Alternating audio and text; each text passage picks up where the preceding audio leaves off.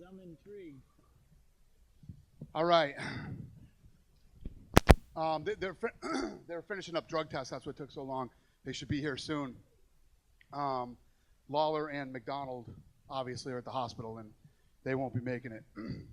The gate tonight was 16,019. The gate was 7.2 million. Performance of the night. Now let's start with fight of the night. No brainer. Lawler versus McDonald might be the fight of the ever. Performance of the night went to Almeida and McGregor. So everybody won $50,000. Congrats to them. Who has the first question? Dana, just start with you. Obviously, a fantastic event in terms of fights, but obviously a whole bunch of new production elements this evening, live walk-ins, which you've always kind of said you didn't like in the past, live music, that sort of thing. Out of everything that we saw that was new tonight, what was just a one-time only thing for tonight, and what is a change in the UFC moving forward? Yeah, so we changed a lot of things for the, not just for the, the Reebok deal was today, and we had this big fight that we knew was trending to be massive. And, it was just like we were going to launch all this new stuff on the same night. From the show open to everything else. And even the fights, stylistically, the fights were great. Everything in theory and on paper seems great, but then you have to go out and execute, So we went out. I want to thank my staff and everybody. They worked really hard on this fight. And I think that they absolutely delivered. And then the fighters, as far as the main card goes, I think they over-delivered. So, tonight was just, I was telling you guys all week that this thing was trending bigger than anything we'd ever done. And then even tonight on social media, it crushed any fight we'd ever done on social media. There was a whole team here tonight, and they were all like celebrating in the back. And, it was a massive event, and everybody delivered. So, yeah, it feels good.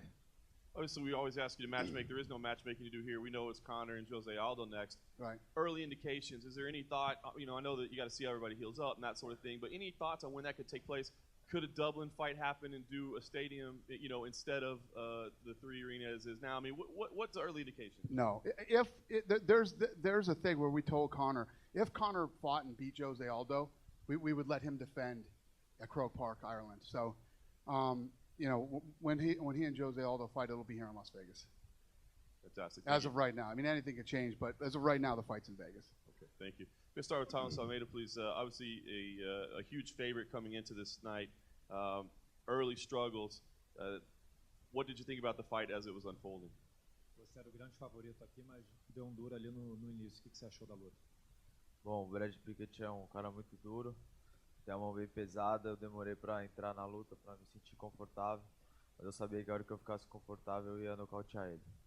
Brad Pickett's a very tough guy. He's got heavy hands, and I took a little bit of a time to get into the fight, but I knew once I got into the fight that I would knock him out.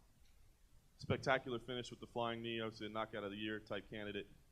Was that an adjustment that was made in between rounds that you knew that would be there, or was that something you just saw on the fly? Joelhada fantástica. Foi alguma coisa que você ajustou ou você viu na hora ali que ia cair?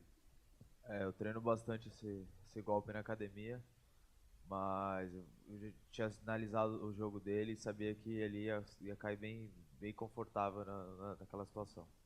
I trained that at the gym all the time, but I studied his game plan and I saw that I could land that at any time in the fight. And just lastly for you, obviously a very top prospect. With a performance like this, what do you want next? Do you want to move quickly up the ranks and get top ranked fighters, or do you feel like being as young as you are, there's still time to grow? Quem que você quer pro próximo? Você acha que ainda tem lugar para você crescer ou você já quer lutar com o top 10?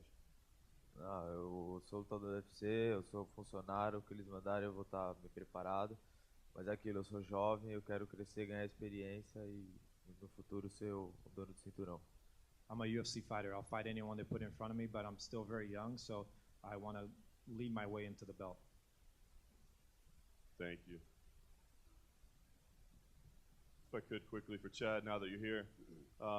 Chad, obviously, you deserve a lot of credit for stepping in on short notice. It was a great fight while it lasted. How did things play out versus your expectations? How did Conor feel in there versus what you thought you would see? I felt like I was doing great the first 2 rounds.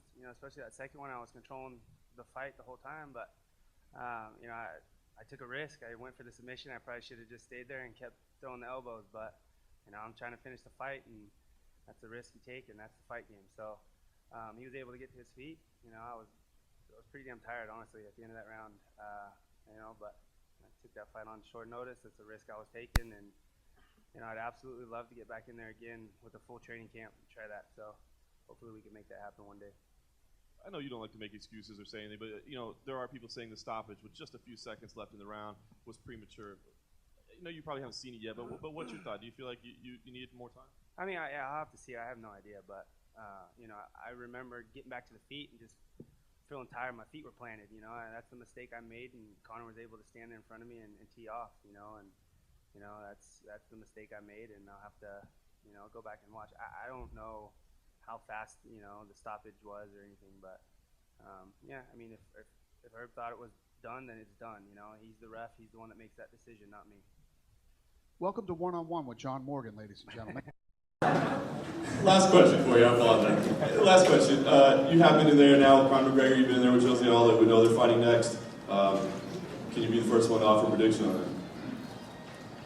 I'm just gonna say Jose is a different beast, man. He's a tough dude. So that's a fight that I'm looking forward to watching, but it's gonna be a good one. Dana, first I wanted to ask you, you said this was trending bigger and you crushed everything on social media. Can you put some perspective on that? What do you actually mean by that? You know, you're trending bigger. Is How big were you? that not technical enough for you? Crushed and bigger and No, not technical. home run and all that stuff. So leading up to this week, all the numbers that we look at from pre-buys on pay-per-view, you know, pre-buys on you know, online, traffic Monday, Tuesday, Wednesday, Thursday, Friday on UFC.com.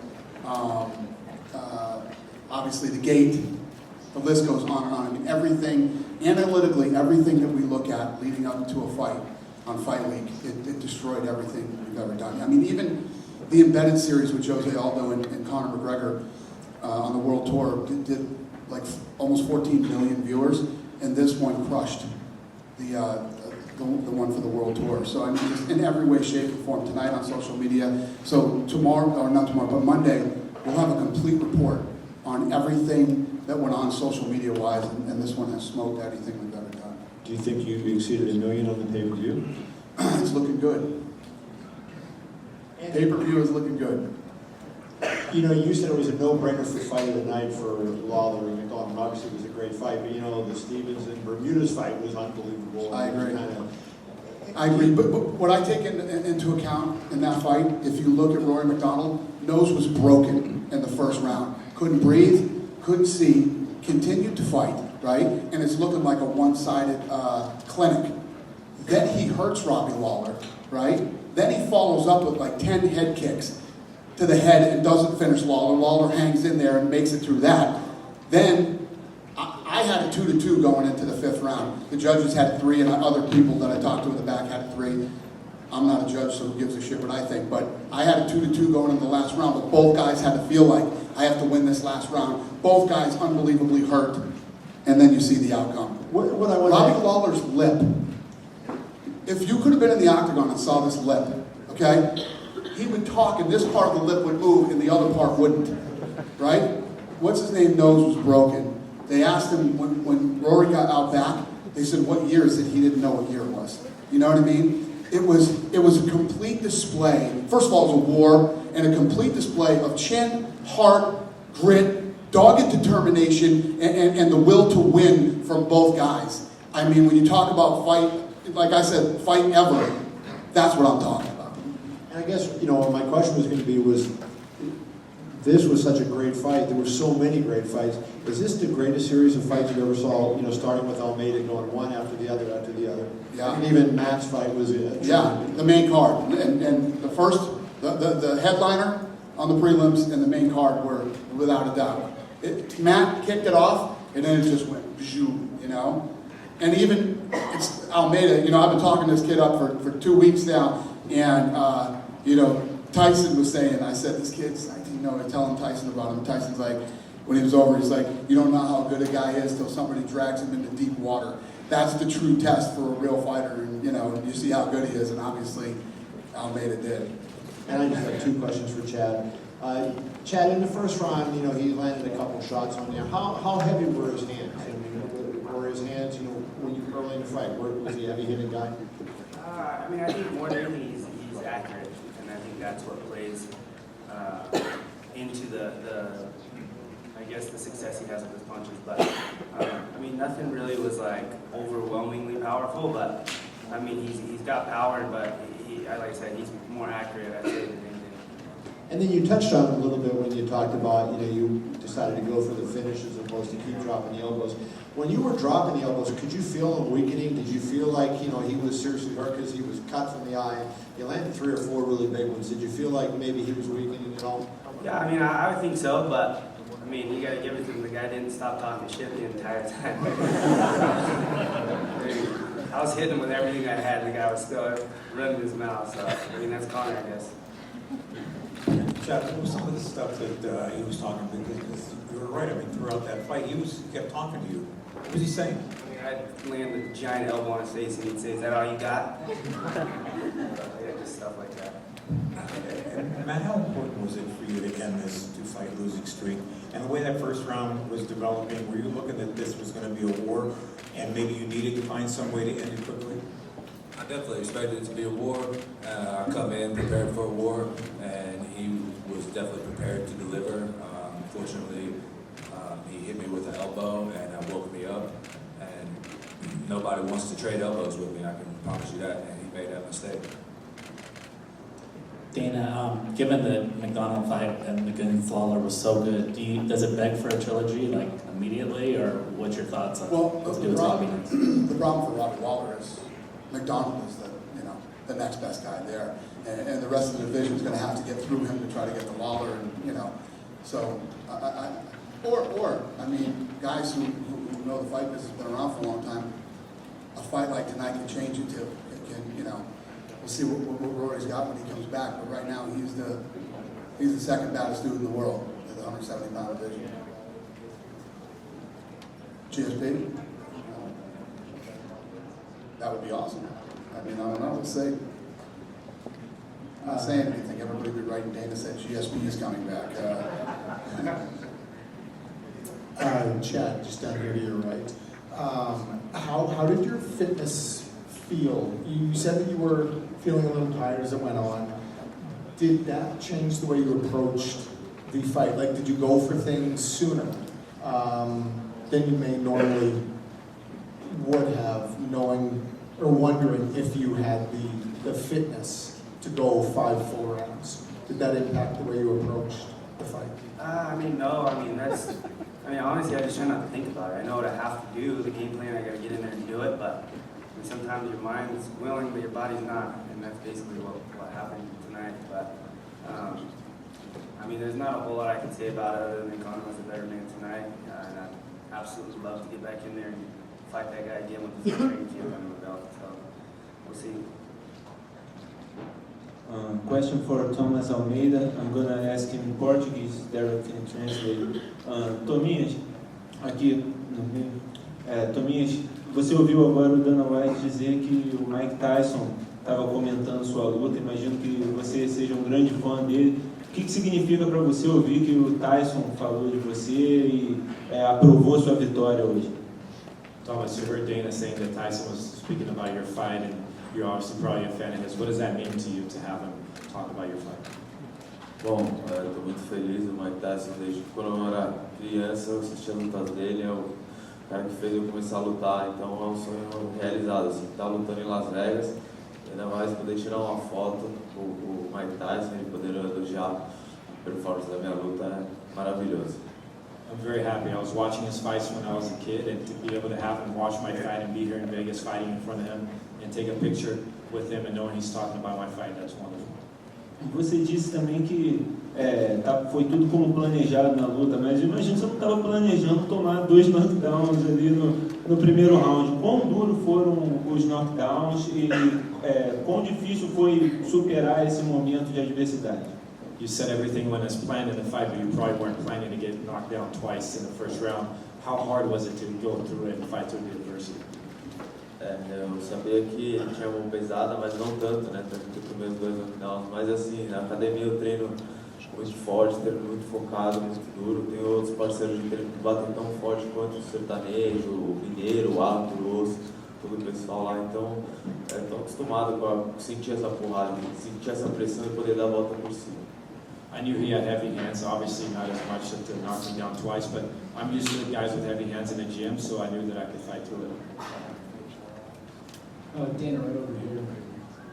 So, as recently as a couple days ago, there still seems to be some discrepancy about the extent of Jose's injury from comments that he's made and reports from doctors. How do you feel about Jose moving forward? How do you really move forward with a fighter and a champion in particular that's maybe acting defiant and has sort of missed out on what's the biggest fight of the year? Yeah, everything that was reported out there is complete bullshit, is what it is. And I'm not talking about Jose Aldo anymore because the despicable, I don't even know what to call them, that work in this business and on some of these websites. You know, it's one of these things where it's basically they lie about what I said. Not what I said, turn it around, and then by the time it gets translated into Portuguese, it's even worse. You know what I mean? So it makes me sick, and I'm not going to say anything about Jose Aldo. I've never disrespected the guy in my life. I like Jose Aldo very much, his wife, his family, and I'm done. Not talking about Jose Aldo. When the Jose Aldo versus Conor McGregor is ready, we'll let you know. Other than that, don't even ask me about his injury or any of that shit, because there's a lot of people who just fucking lie, and I'm done with it. Okay, fair enough. Cool. And that wasn't directed at you, but unfortunately, sir, you're the one that asked me that question. Fair enough. And then for Gunnar, obviously you came in now for the first time off a loss. Can you talk about the training camp and getting back on track to win this fight and sort of how you responded after the last fight against Rick Story? What's the question? My question is, how did you prepare this time coming in off your first loss? It's something you felt was not too different from my other fights, you know. There's some things that you work on for every fight, and there's a lot of things that I needed to work on after the Rick Story fight, you know. We did that, and here I am. Man of many words. I guess I won't mention his name specifically over here, but when do you expect to see that fight happening, and when would you like to see it? As soon as possible, obviously, we'd like to do that fight, but, you know, he just fought. Jose is still recovering, so we'll see what happens. Do you have any idea what the prognosis is, what the recovery timetable is? Is that another question? Do you have any, you said 16,000 and change in attendance, it was reported before the fight, 2,500 Irish fans. It felt like a lot more than that. Yeah. If you've ever been to the fight in Ireland, there's only 9,000 of them. It sounds like 90,000. It's without a doubt. I mean, there's places that you go like Brazil, even the UK. You know, if you've ever been to Manchester, you know, when we do fights there and Bisping's walking, it's crazy. There's nothing louder than the Irish. It's crazy. And I just thought when we were coming in here, I was telling all the Metro police officers, you boys are in for a long night tonight, let me tell you. Do you have any indication at all in terms of like the viewership and the interest in Ireland? In Ireland, yeah, we'll have those numbers next week. Okay. And the UK. Really big fight in the UK too. Got it. And just a final question. Fun little fact, there's actually more Irish in the UK than there are in Ireland. So, big fight there too. So you called Ronda your top draw in the UFC. If Conor were to outdraw her tonight, I never said she was a top draw. You're reading the wrong websites too. I guess what I said is she's one of the biggest stars in the UFC. Never said she was the biggest draw. Okay. If Conor were to outperform Rousey, would she be your biggest? Would she be your biggest draw? Would she be the most popular UFC draw? If Rousey outdraws Conor, if Conor outdraws, like Conor just outdrew everybody. Yeah. This is the biggest gate in U.S. history. 15 years of doing fights, this is the biggest gate ever. The gate was at 6.8 million, leading up to all those injury. We brought in Chad, and then said that the fight was still on, and Chad took the fight, and this thing ended up getting up to almost $7.2 million. You know what I mean? The thing is that you have to understand here, I saw some anyway, Jose Aldo is the only champion in the history of this division, in the history of the UFC, right? He hasn't lost in 10 years. He's defended his title 7 times, right? So the question becomes, look how big this thing was with Chad in it. What would it have done with Jose versus Conor? You know what I mean? We couldn't sit another person in this thing. Every ticket was sold. And we even added bleachers. The biggest gate ever. Question over here from Jeremy Stevens. Hey. Congratulations on a tremendous fight tonight. Any other night, this fight would have been fight of the night. You probably would have got a performance of the night. But can you walk us through how this fight played out? And my second question is, what made you choose Eazy-E for your walk-in? Well, it's not any other night either. He didn't make weight either. You got to remember that he did not make weight. Yeah, I made a small mistake. I paid for it. You know, I have a family to take care of, and unfortunately, I couldn't do it healthy enough, and you know, I would have had to back out of the fight. But I wasn't going to do that. You know, this is the biggest gate, like Dana said here, and you know, I took my pay cut like a man. You know, it's my responsibility. I'm held accountable, and I'm just glad I got the win bonus. As far as the fight goes, that was a great fight. I knew Dennis was going to be tough. He's going to be durable. I was going to hit him, knock him down. He's going to keep coming, and eventually, I just had to take it from him. Go in there and just take his heart. And with Eazy-E walkout music, what made you choose that? Because he's a gangster. And I concur. I like the easy choice too.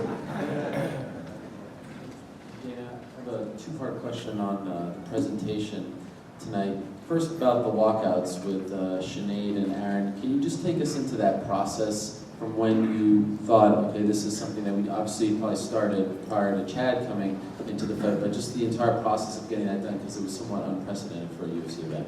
Yeah, so, I mean, obviously, I'm sure you guys all saw. I mean, the Irish support the Irish like nothing you've ever seen before. And even last night, U2 played in concert, and on the whole back they had on their stage, the whole thing was lit up. Team McGregor, and they had Conor's picture, you know, while they played in concert.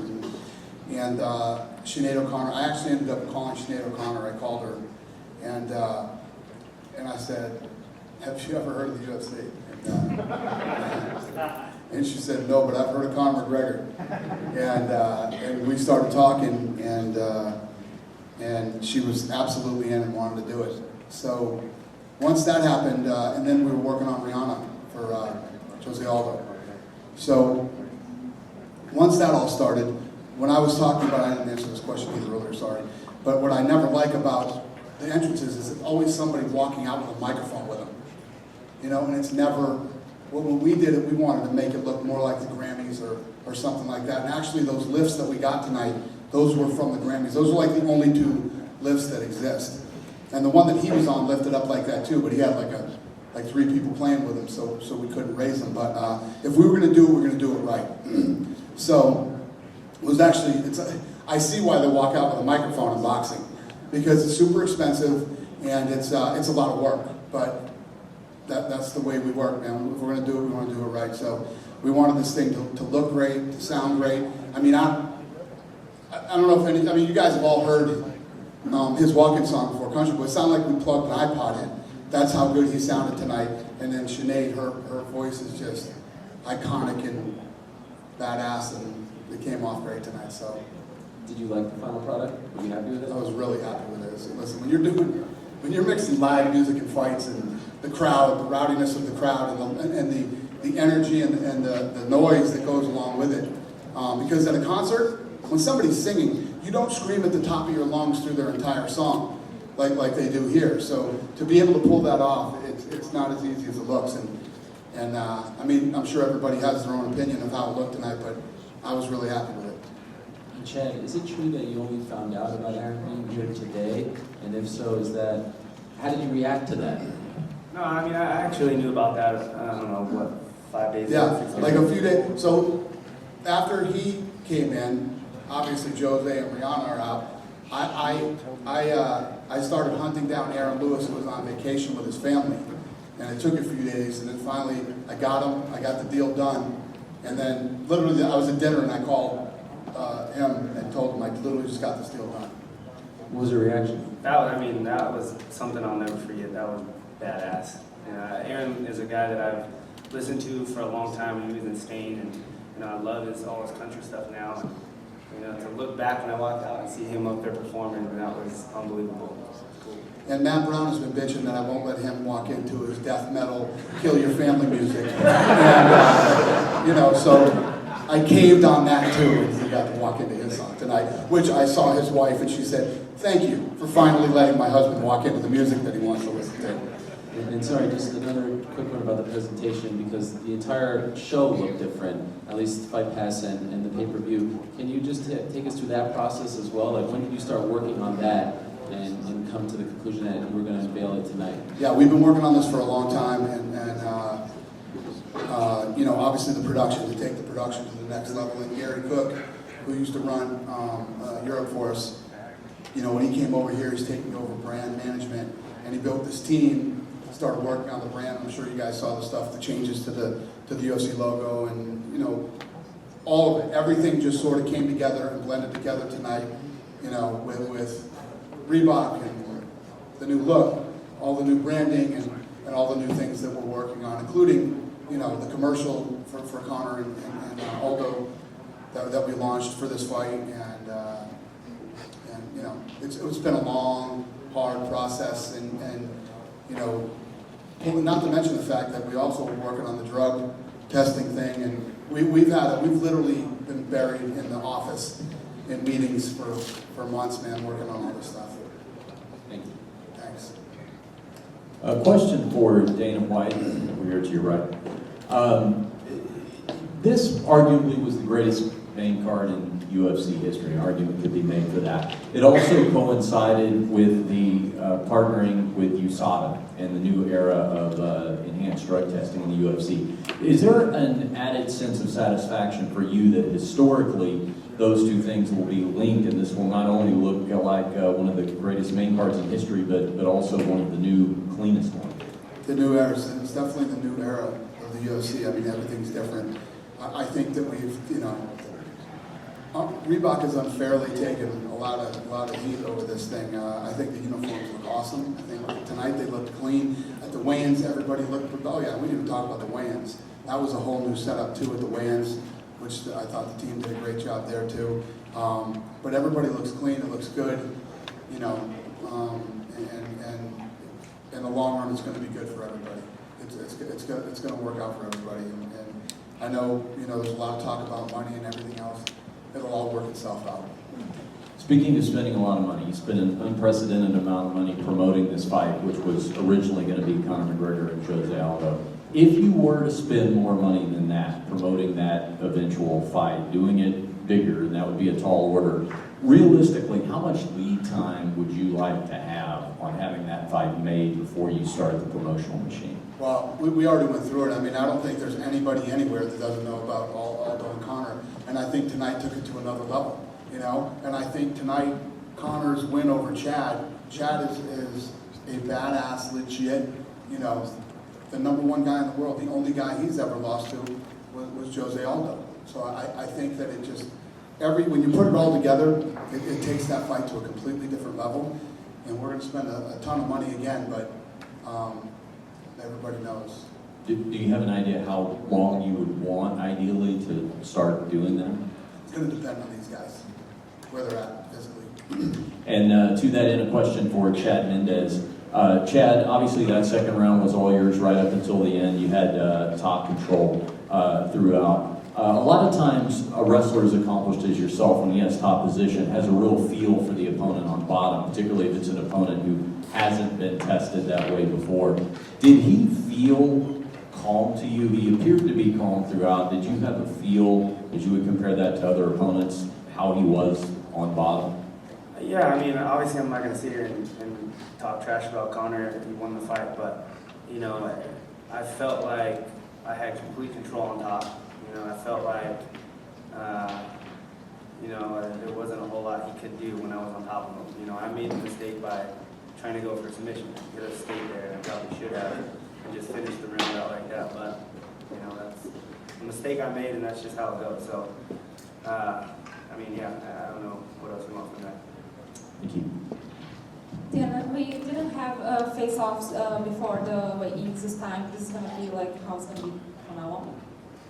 At the press conference? Yeah. No. Number of face-offs? Normally I would answer this question and tell you the truth, but I'm not gonna. No. The answer is no. We will face people off. I wasn't there, so we didn't do it. And how big do you think Aldo against McGregor is going to be? Like, could you compare to Anderson and Sonnen 2, for example? How big do you This was bigger than Anderson Sonnen 2. And how big do you think Aldo and McGregor, how much bigger is going to be, do you think? Yeah, bigger than this. This was bigger than Anderson Sonnen 2. This was bigger than UFC 100. This was bigger than everything we did. I mean, even the weigh-in. Our weigh-in was the biggest weigh-in ever. You know, the weigh-in, everything. I mean, you just roll everything out and it was bigger. You know, and pay-per-view numbers are looking that way too. So I think, so if you have to ask me what I think the next one will be bigger, I think it's bigger than this. Good evening, mate. What's up, buddy? Las Vegas has traditionally been a graveyard for British and Irish boxers and MMA fighters. Barry McGuigan, Frank Bruno, Ricky Hatton, Nazim Hamed, Michael Bisping at UFC 100.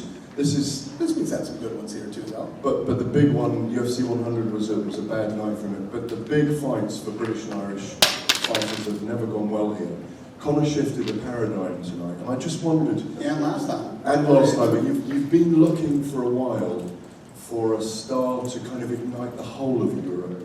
And is there a sense that, with obviously the travelling Irish are extraordinary with Conor McGregor, but is there a chance to use Conor now and his stardom and his charisma to build the sport in Europe with greater depth with Conor McGregor, if you think about it? It's funny, we always get these questions like, it started with the Chuck Liddell era.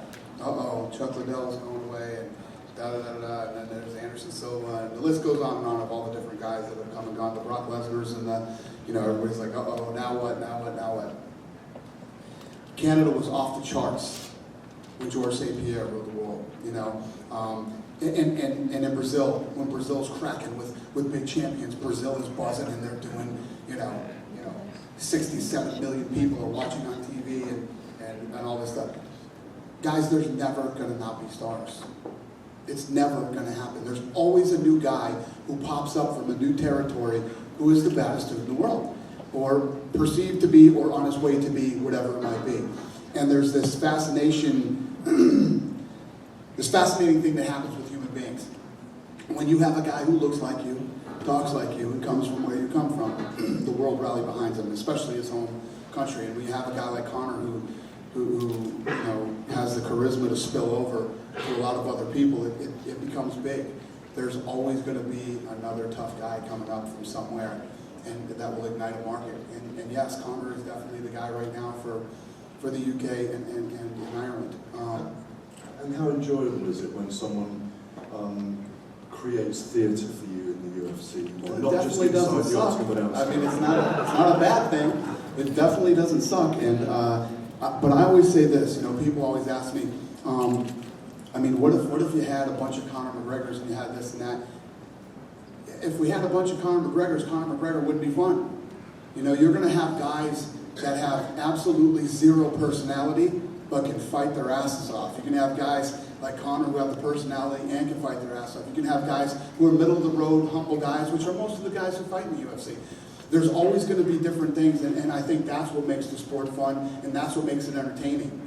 Not every guy is the same. Nobody's cookie cutter, and there's a little bit of something for everybody.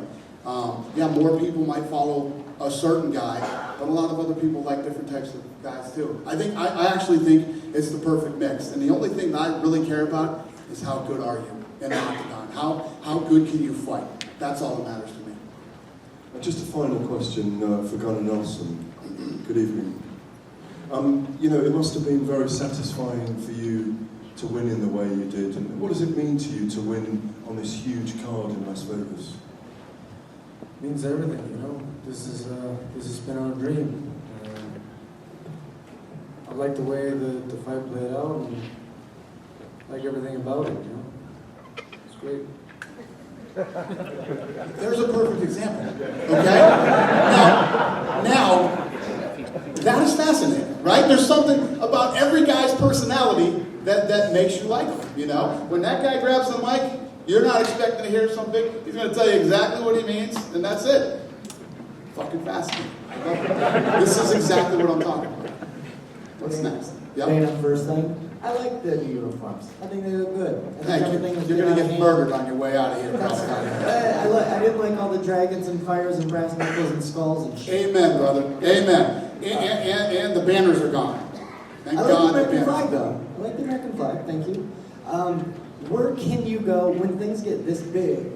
I think the next problem is, well, yeah, you have the stadium built across the street, but are you guys now getting into Dallas Cowboys Stadium territory? Are you? We've always been in Dallas Stadium if you have the right fight. I mean, it's all about the right fight, the right place, the right time. When you have that, we could go to Texas. We could do, you know, believe me, we've had a couple of fights where we're like, what do you think about Dallas, Texas? The problem is that it's really hard to leave Las Vegas. I mean, this place is the fight capital of the world for a reason. If you're a fight fan, and maybe even journalists, maybe you guys feel the same way. But when you come here, everything's right here in the hotel. You sleep upstairs, you come downstairs, you eat, you can do everything in the same building and go to the event. I mean, there's just something about Vegas that there's a reason that all the fights are here, man. And when you're talking about a 3, or like the UFC Fan Expo, you're coming in for maybe 4 or 5 days. Vegas is a pretty cool place to come for 4 or 5 days, you know? It beats you down and then you're ready to go home after you leave, you know? You're excited to get there and then you're really excited to leave. And Chad, during your fight, you came out to lose, and then it was almost like a Rocky movie where people started to slowly go in your favor and you started to get a chance. Did you in the cage hear that? Because in the stands, it was all boo and then yay and then Chad. Yeah, I could definitely hear that during the fight. You know, when I was on top and I'd throw an elbow or something, I could hear the crowd go crazy. And, you know, it's something I fed off of. It's awesome, but I just came up short here. And then you were talking about how happy you were with the production earlier on and how it's only going to get bigger from here.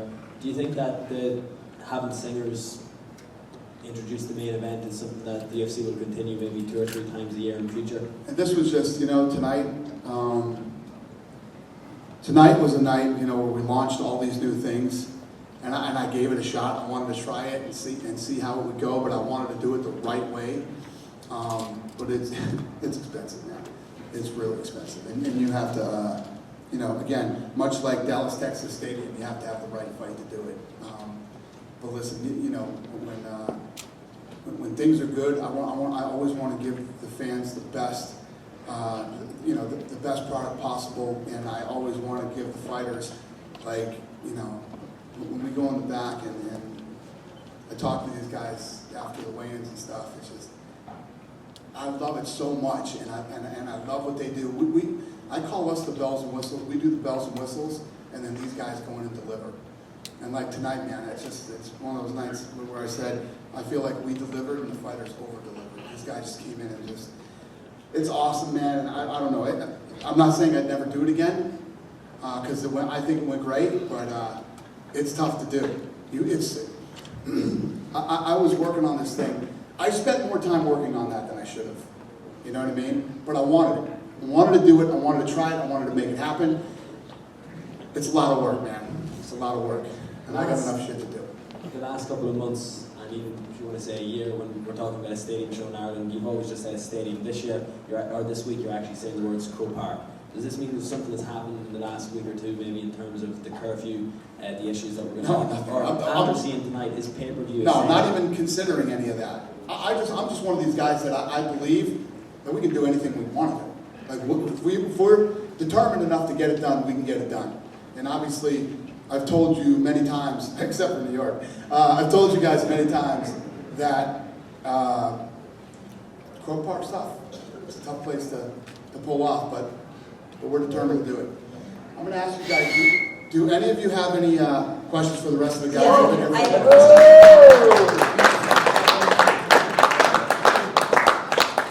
Let him get some for a second. I actually had a question for you, Matt. We were talking in a pre-fight interview about your idea of the demotion to the prelims and resetting your mind and resetting your career. Was this the fight tonight that you wanted to have? Do you feel that this was the performance that really will deliver you, back on track to the title shots? Well, I do believe it was somewhat of a demotion that was deserved. Obviously, I lost 2 in a row, so I deserved it. But yeah, this to me personally, this was sort of a coming out fight. This was me getting back on track. This was me getting back to where I almost got to before. Just how the UFC rebranded, I rebranded myself tonight. I rededicated myself to the sport, and I'm coming for that title 100%. I'm going to get that title, or I'm going to die trying. And what were your thoughts on the Rory-Robbie fight? Beautiful fight, and amazing fight. Both those guys are fucking warriors from beginning to end, and I love it, and those are the kind of guys I want to fight. I fought Robbie once. I think me and Hendricks are the only guys to go the distance with Robbie, so I know that I can be at that level. I know that I can win that fight, and I know that a lot of people want to see that fight because that's going to be another war. And me and Robbie, every single time we get in the cage, it's going to be a war. So I absolutely 100% want it, and I'm going to do everything I can to get it. Thank you. Connor, question for you. How does it feel to have answered the wrestler question? You know, it's been a long road here.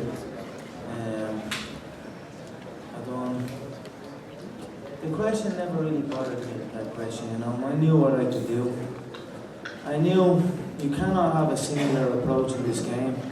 You must be free to fight in all forms. So, I feel if it's a fight to the death between 2 men and there is no clock, takedown does not matter. It's the efficient fighter who will prevail. So I never really bothered about the question. My team knew what I was capable of. I knew when I hit him, I would hurt him, and that was it. Well, there were some rumors swirling before the fight that you may not have been 100% healthy now that it's over, now that you are victorious. Is there anything you can say about any injuries that were bothering you before the fight? You know, I'm just going to let that be in the past because there's no point bringing anything up really in my mind. I just know that I had a hell of a lot more wrong with me than a bruised rib, and I still showed up. I prepared for this camp essentially in the physical therapist realm. You know what I mean? So I had a lot to deal with this camp, on top of all the media. Everybody here, I love every single one of you people here, all the media, I'm grateful for every single one of you, but I'm absolutely sick to death of you. I have so much of it. So, but I don't know, I'm overwhelmed by what's happening right now, so I'm just trying to, my mind is in a million different places. And last question for you is, you were taunting Chad a lot during the fight. You had your hands very low. What can you tell us about his power and how threatened you felt, if ever, during the fight?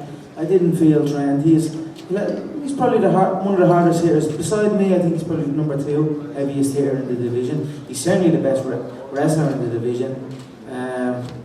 But honestly, they try and find holes. They try and find questions that I've yet to answer. They try and find something that's going to break me. The weight cut, the wrestler,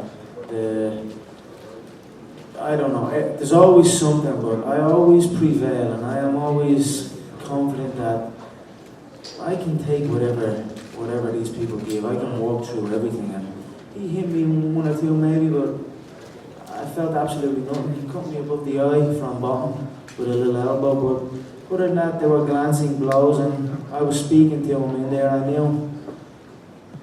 knew I was being efficient here, and when my chance arose, I was gonna crack him with every shot I had. And I felt the body really broke him down, and then we put him away with a shot to the chin. Thank you. Congratulations. Connor, back here to your right. You talked about this moment being a UFC champion since you arrived in the UFC, even before that. Now that it's here, now that that belt is sitting in front of you, can you just express what you're feeling, what that moment was in the cage, to have your name announced, to have that belt wrapped around you? You know, I didn't really think what way I was going to react. I know what way I was going to react. But when I put him away and then I jumped on the cage and then my coach was like right there on the cage with me and I was just looking around there, everything, it overwhelmed me and I came to tears. You know, it has been a hell of a ride. 2 years, just over 2 years I'm here. I've already broke every single record in the game and it does not come easy. Trust me when I tell you there's a lot of work involved. It's not just about showing up at the gym. It's not just about that, you know, there's a lot involved. I haven't been home. I've been home 19 days this year. And I've been constantly working, constantly promoting, constantly handling my media obligations, as well as keeping on top of my weight, as well as keeping on top of my skill level, as well as managing niggling injuries. Just, it's a crazy game. And you know, I absolutely love it. I love this job, I love this game, I love this ride I'm on. And I am happy to have taken the gold. It would not matter if it was Jose or it was Chad. This was my belt, this was my night. Chad mauled Jose in their fight. I feel it was a back and forth, evenly fought fight, but I was never in any danger in that contest tonight, and I felt extremely confident. I spoke to him throughout every single exchange that it was nothing. You're against a different animal now. With everything that you just said about not being home very often, everything that came with this, and still loving it, we asked Dana earlier, do you have a timeline? Do you have a when you'd like to do this with Jose? You know, I will talk, you know. Right now, tonight I'm going to toast good business. And it was damn good business. I said I would KO him with inside 2 rounds. I put a friendly little wager with my business partners on. And I succeeded in that friendly wager. So I'm going to toast good business tonight. I'm going to head out, I'm going to celebrate with my country and with my team specifically. I want to give a shout out to my team that have been with me since day one. Everyone that's come up on this ride and the people that came over to the Mac Mansion for 14 weeks out of their life and dedicated their whole life to me. And everyone that's been on this journey with me, we all stepped it up a notch here. So I honestly believe there is no such thing as self-made. I believe that is a term that does not exist. And for me, it certainly doesn't. The people who've been around me my whole career have helped shape this moment. And this night and this moment is for them. So we will celebrate tonight. Connor, down here to your left. I know you said before you don't think that Jose Aldo's coming back, you think that he's running, but if he were to come back, do you think that a stadium is the only venue that can host that fight? We know we could do a stadium, no problem, but we'll see. I heard about the new Vegas arena that's opening up. When I make my way to the gym, I see this new big Vegas arena. It's like a 20,000 plus seater. It looks like a phenomenal arena. Maybe there we can do it. I don't know. I heard they are planning maybe Vegas for it, but we'll see. I'm open. The stadium show in Dublin will happen, make no mistake about that. Well, I'm going to put Jose at a distant memory right now because I don't think he deserves to be spoken about here. He didn't show up. This was the event that we built. He should have made that walk. And respect to Chad for making that walk and showing up. But in my opinion, Jose's done. If it comes back around, we'll discuss it then. But right now, this is my night. This is Ireland's night. This is Team Straight Blast Gym's night. My coach John, my family, everyone that's been with me. This is our night. Also, you talked about how much media you did leading up to this fight. Did you learn anything through this process or have any plans to change how you approach doing media for a fight the next time around? You know, it's damn hard work. But then, every time I say, you know what, fuck this. Next time I'm not doing all of this. And then I get handed the check. All right.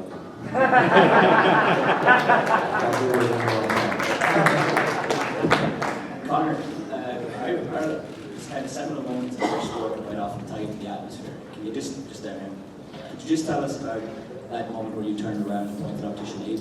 You kind of seemed to stop and take it all in from him. My God. that was some moment. I looked down and Sinead is surrounded by lights and smoke, and she just points at me. And Sinead is an absolute legend, an Irish hero, passionate, powerful, strong woman, and her voice sends chills through my spine anytime I listen to her. So to have her there singing live was an absolute honour. Even at the weigh-in, you know, I didn't really get to embrace what was actually happening at the weigh-in because I was come away. And when I left the stage, I was like, man, I should have just taken my time a little bit on that stage because that was a phenomenal moment. And looking back at the pictures that I've seen from the weigh-ins, it was like something out of the Coliseum. This whole weekend has been unbelievable, and honestly, I am extremely grateful for every person that made a lot of sacrifice, saved up to make this trip, because this is a big expense to come out here to Las Vegas, and that's, you know, that to me, when Jose pulled and didn't mention nothing about the fans or nothing like that, and then started supporting Chad, and it was just they were weird little buddies, that left a bad taste in my mouth, you know. I couldn't do that. I showed up to fight. I respect the people that have sacrificed a lot of their money, their time, to make this trip, to support the event. So it just hit me all at the end of the fight, and it just overwhelmed me, the support and the passion from the fans. I am forever grateful. I'll take two more questions. Hi, Connor and Dana, for the both of you, just right down in front, guys. Historically, boxing and MMA, heavyweights, or at least the heavier divisions, have traditionally been the biggest drawing divisions. Boxing shifted lately, with you and Ronda now being maybe the two biggest pay-per-view draws in the company right now. I was just hoping to get maybe some perspective on the changing mindsets, maybe, if you will. Yeah, I don't think weight has got to do with anything, you know. It just happened to be that the heavyweights there was a buzz in the heavyweight division, but the heavyweight division in the UFC right now is building steam. But right now I'm running the game. I have every record in the book, the gate, the pay-per-view, all the viewing figures on Fox, UFC Fight Pass, highest attended weigh-ins. I have every record right now, and at the end of the day, I'm still only 26 years of age. I am still very, very young in this game. So I feel myself and Ronda's an absolute machine. She's an animal. And I relate to Ronda a lot because I know the work she puts in media-wise and training-wise, and I look at her and I take a great inspiration from Ronda, her work ethic.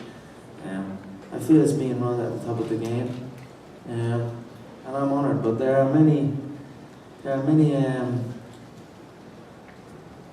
exciting fights and exciting names coming up. I mean, Robbie Lawler was phenomenal. That Robbie and Rory fight was absolutely phenomenal. I must pay my respect to that. Two absolute warriors took every shot and still came forward. I mean, this is what this sport is about. What a night of fighting, you know. So I'm just happy to close out the show on the sport that I love and introduce everyone that may have not seen it before, maybe a new audience. But this is our sport. This is the UFC, and this is as real as it gets. Connor, tonight was about validation for you. Can you talk about the two defining moments of the fight? A, when you got up late in the second from that chokehold, it seemed like you may have said something to him, or at least gave him a look, and then also the devastating left to end.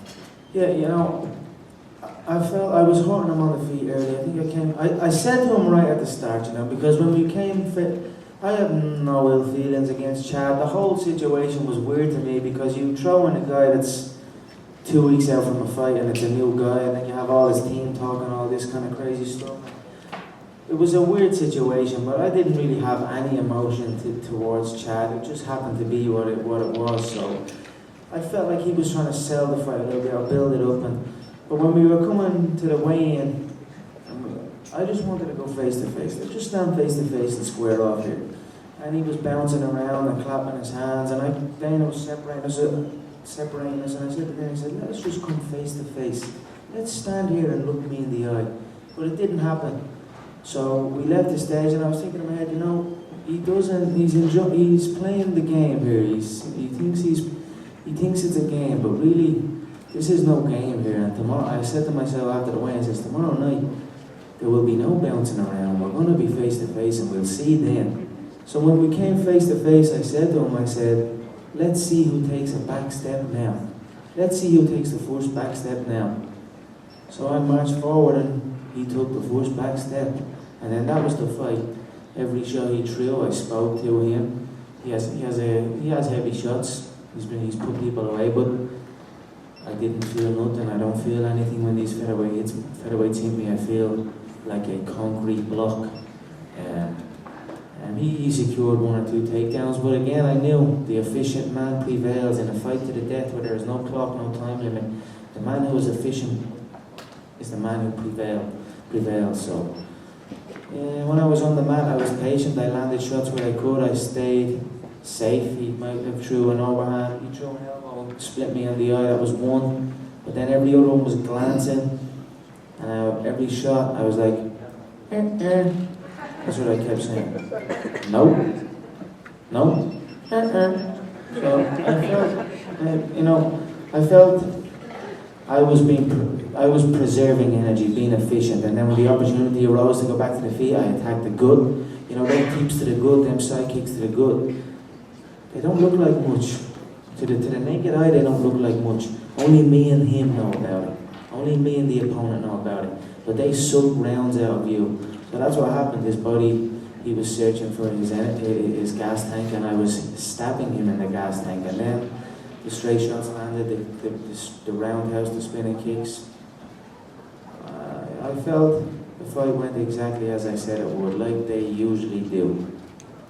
Hunter, that's your 5th TKO in 6 fights in the UFC.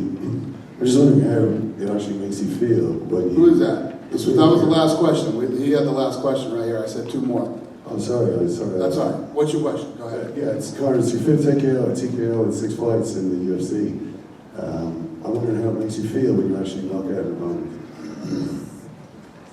It's a night. It feels good. I don't take joy from inflicting pain on someone, but I definitely take satisfaction that the shots that I'm visualizing in my head pre-camp, every shot I visualized throughout the camp and have been practicing through the camp landed tonight. And that's it. It's a beautiful feeling when it's a beautiful feeling when you hit the sweet spot. Thank you guys so much. We appreciate it. Have a great night. Be safe.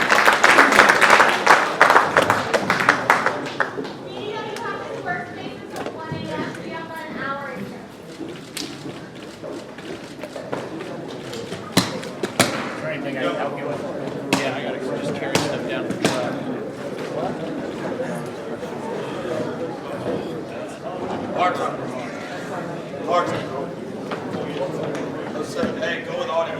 They got cards downstairs.